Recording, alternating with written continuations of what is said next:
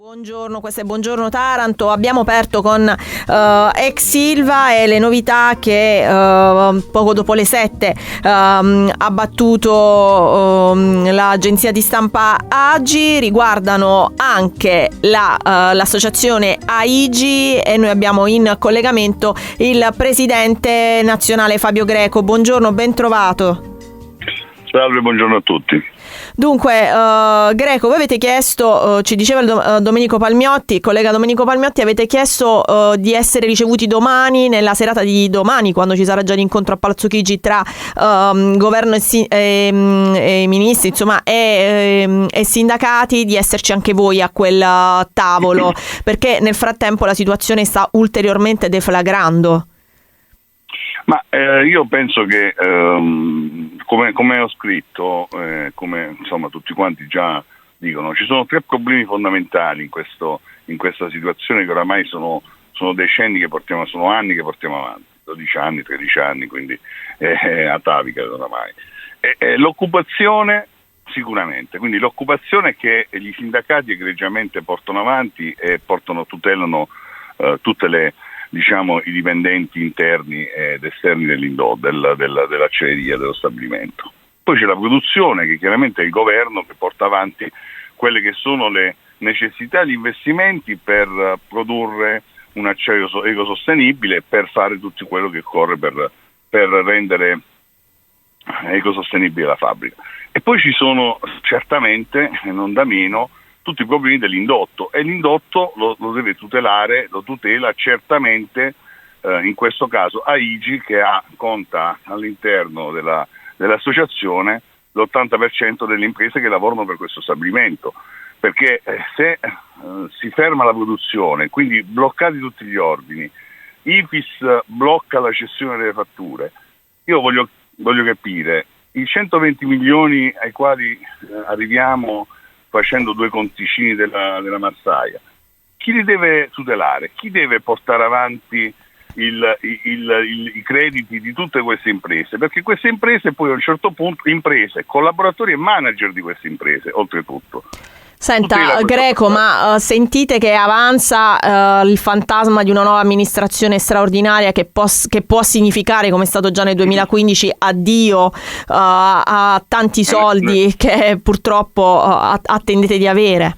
L'amministrazione straordinaria, controllata, una messa in liquidazione di questa società, io la scongiuro, perché per tanti motivi. Ma quello fra tutti è il crollo finanziario di tutte le imprese del territorio ionico. Perché Di che cifre parliamo? A novembre avevamo un discorso di 70-71 milioni, quelle che erano lo scaduto. Poi sotto dicembre, nel periodo di Natale, sono arrivate qualcosina, perché lo stabilimento, la governance, ha pagato qualcosina, sì, giusto per dare degli acconti.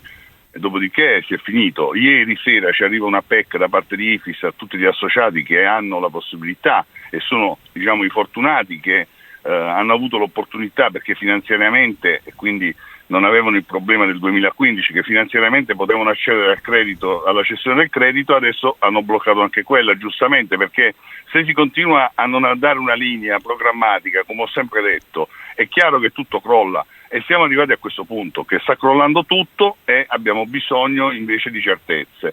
E visto che questo è uno stabilimento strategico, come dicono anche le altre associazioni, io prendo atto, come ho letto, la Chiesa è entrata nel merito e ne sono felice, perché è un problema di tutti, è un problema nazionale, è un problema europeo. Bene, si sta riferendo all'incontro degli operai con il cardinale Zuppi? Sì, certo, sì. Tutte quelle che sono i vari passaggi che sono... Ne parleremo tra l'altro fra poco. Certo, è importante. Insomma, l'incontro è sicuramente un primo passo. Perché altrimenti, se noi non siamo a quel tavolo, non possiamo capire, non possiamo avere contezza di quello che sta succedendo. E chi meglio di noi può parlare degli impianti, può parlare finanziariamente della situazione che sta all'interno? Chi meglio di noi può dire come stanno realmente i fatti all'interno, e quindi avere delle certezze, perché noi abbiamo bisogno delle certezze, altrimenti crolla tutto e non si potrà più ripristinare. Chiarissimo. Ricordiamo di che numeri parliamo. Quante persone sono coinvolte, quante aziende? Voi avete detto l'80% sono in AIGI, in numeri parliamo di quante aziende dell'indotto che lavorano grazie ad acciaieria, insomma, o con acciaieria? I consorzi di autotrasporti, già l'abbiamo visto con certo, che tra l'altro sono ancora fuori dalla portineria C in presidio. Siamo vicino a loro, chiaramente però bisogna trovare una soluzione, perché altrimenti questo diventa deleterio. Quindi ci sono due consorzi di autotrasporti importanti che hanno un fatturato importante nello stabilimento.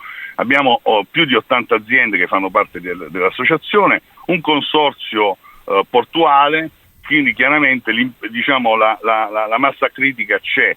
La massa critica che, come ho sempre detto, porta circa 4.000 dipendenti, 4.000 collaboratori, perché noi non dobbiamo pensare solo agli operai, dobbiamo pensare anche ai manager, a chi collabora con noi a stretto giro, che sono la struttura, l'anima delle nostre aziende.